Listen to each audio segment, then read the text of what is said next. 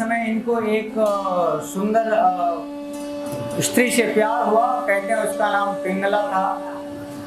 और पिंगला से इतना प्यार हुआ, इतना प्यार हुआ। जब लोगों को प्यार होता है तो बहुत ही होता है, नहीं तो नहीं होता है। तो ऐसे भर्तृहरि को भी जीवन में इतना प्यार हुआ कि भर्तृहरि बहुत ज्यादा पिंगला के बारे में सोचने लगे। और कहानी ये कहती है कि क्योंकि राजा बड़े नीतिवान थे, नीतिज्ञ थे, तो पहले ना ऋषि मुनि ऐसे अच्छे अच्छे राजाओं के यहाँ मिलने जाते, आशीर्वाद देने जाते थे या थोड़ा उपदेश देने जाते थे। तो ऐसे ही एक हिमालय पर्वत में तपस्या करने वाले बहुत बड़े ऋषि भर्तृहरि के राज्य से राजा में वो प्रजा का पालन जिस तरह से कर रहे थे, तो उनकी कीर्ति सुनाई पड़ी। और एक ऐसे ऋषि महर्षि जो बड़े तपस्वी थे वो आए, उज्जैनी के राजा थे और आए। इनका बड़ा स्वागत सत्कार हुआ। भर्तृहरि ने खूब स्वागत सत्कार किया। ये धार्मिक राजा तो थे ही। उसके बाद उनकी सेवा शुश्रूषा से प्रसन्न होकर के उन ऋषि ने उनको एक फल दिया, और ऐसा फल दिया जो फल बहुत लंबे समय तक आपको जीवित रखेगा, जल्दी बुढ़ापा नहीं आएगा। ऋषि ने इसलिए दिया कि भाई धर्मात्मा राजा है, क्या पता इसके बाद कोई नालायक राजा आ जाए, तो हम इसको थोड़ा सा लंबी उम्र दे देंगे। वो कहते तो हैं कि अमर फल था, लेकिन बात सिर्फ इतनी थी, मेरे गुरुजी ने बताया अमर फल का मतलब कि जल्दी से आपको बुढ़ापा नहीं आएगा। सब लोग 100 साल जी जाओगे तो 500 साल जी जाओ, पर ये मृत्यु लोक है, मरना सबको। तो सोचे कि ये राजा धार्मिक है, लंबे समय तक प्रजा का पालन करता रहे, इसके लिए उन्होंने एक ऐसा पौष्टिक फल दिया जिसमें तपस्या थी, जिसमें ऋषि का ऋषित्व था। तो ऐसा जंगलों में बहुत सारे फल मिलते भी रहे होंगे उस जमाने में कि आप कोई फल खा लें तो लंबे समय तक युवा रहें, आपकी जवानी रहे, आप लंबे समय तक जीवित रहें। कहते हैं कि वो इतना प्यार करते थे कि आशीर्वाद समझ के उसको लेते लिए, लेकिन उन्होंने सोचा कि मान लो हम बुढ़ा भी जाएंगे, यदि हमारी ये जवान रहेगी, यदि जवानी को भी सुरक्षित रखने वाला ये फल है, तो जवान रहना हमारी पिंगला को ज़्यादा जरूरी है, हमको नहीं। तो सोचे कि यार जब इसमें इस फल में ये ताकत है, तो निश्चित रूप से ये फल हमारी प्रेमिका को, हमारी प्रेयसी को खूबसूरत बनाए रखेगा लंबे समय तक। तो हम लंबे समय तक प्यार करते रहेंगे, नहीं तो 10-20 साल बाद पिंगला बुढ़ा जाएगी तो फिर उतना अच्छा नहीं रहेगा। ये जवान रहेंगे, बूढ़े भी रहेंगे तो भी चलेगा। ऐसा सोच करके उन्होंने यह फल पिंगला के हाथ सरकाए दिया। बोले कि पिंगला खा ले हो, ऋषि महर्षि दिए हैं, बहुत समय तक आप खूबसूरत दिखोगी, रंग गोरा रहेगा, जवानी बढ़िया ऐसी खिलखिलाती रहेगी, ऐसा ऋषि ने कहा है।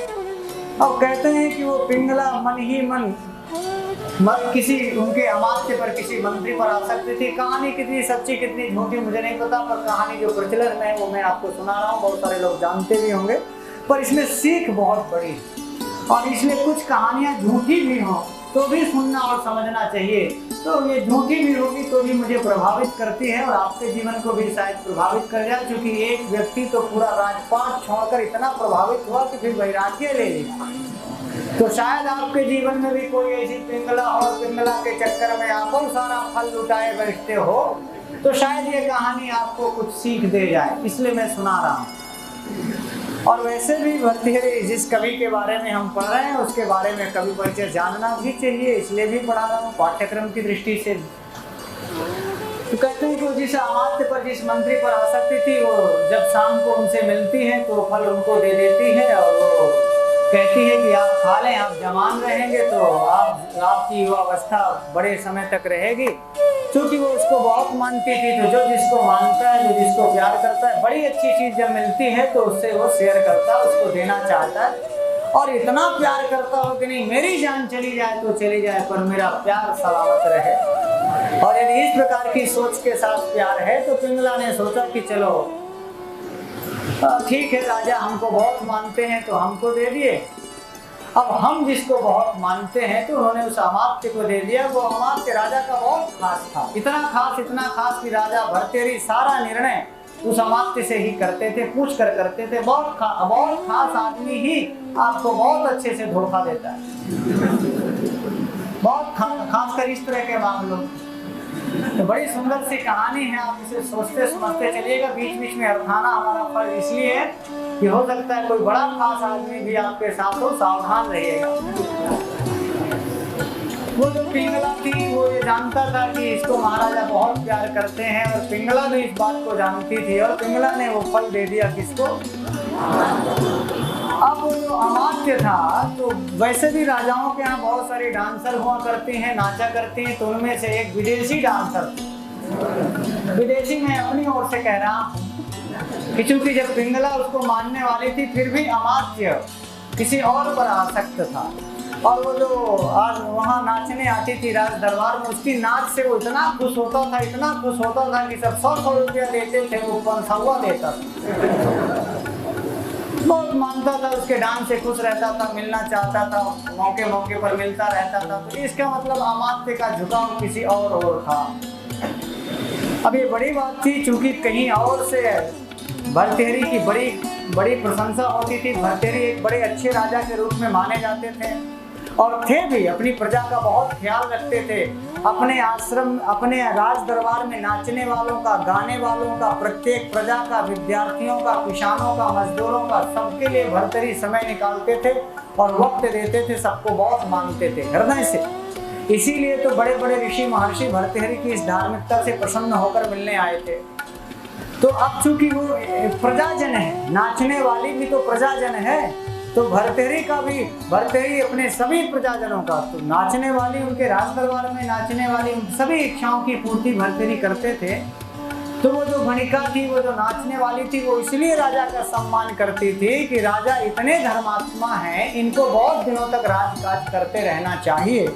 तो जब वो फल उस गणिका को मिला, उस वेश्या को मिला, उस नाचने वाली को मिला, तो उसने सोचा कि मान लो हम 10 साल रहेंगे, नहीं रहेंगे, 20 साल तक और रहेंगे, नहीं रहेंगे, 25 साल तक रहेंगे, नहीं रहेंगे, काश कहीं ये फल हमारे महाराज को मिल जाए, तो फिर हमारे महाराज 100 साल, 200 साल, 400 साल, 500 साल जीवित रहेंगे, और ऐसा धर्मात्मा राजा भी 200 साल जीवित रहे तो राज्य बहुत समृद्धि करेगा। ऐसा सोच करके, और मन में लगाव भी था, स्नेह भी था उसको, कि लगे कि यार हमारे ये राजा रहेंगे तो हमारी भी राज दरबार में प्रधान नर्तकी थी, तो सोची कि हम भी जब तक जीवित रहेंगे प्रधान नर्तकी के रूप में रहेंगे, महाराज को ये फल दे देना चाहिए। और अवसर पाकर के वो नर्तकी महाराज के सामने उस फल को प्रदान कर देती है। कहती महाराज, इस फल में ये गुण है कि इस फल को जो खाएगा वो बहुत लंबे समय तक जीवित रहेगा। तो मैं ये चाहती हूँ, मुझे कहीं से मिला है, ये मुझे फल कहीं से मिला है, तो मैं चाहती हूँ कि आप खाएं और आप इस फल का सेवन करें, ताकि लंबे समय तक आप जीवित रहें, तो ये राज्य समृद्ध रहेगा। राजा के पास वही फल आया, राजा बहुत देर तक टटोलते रहे, देखते रहे, और उनकी आंखें खुल गईं कि ये कहाँ गया था और कहाँ से आ गया, किधर से था और किधर आ गया। तो उन्होंने फिर इसके लिए कुछ गुप्तचर लगाए। राजाओं के यहाँ गुप्तचर हुआ करते थे, और एक गुप्तचर को ये कार्य दिया गया कि आप ये पता करो कि फल इस वेश्या को मिला था। और ये गुप्तचरों के लिए बड़ा आसान काम है कि वो तुरंत ही पता कर लिए कि ये तो महाराज आपके अमात्य से मिला है।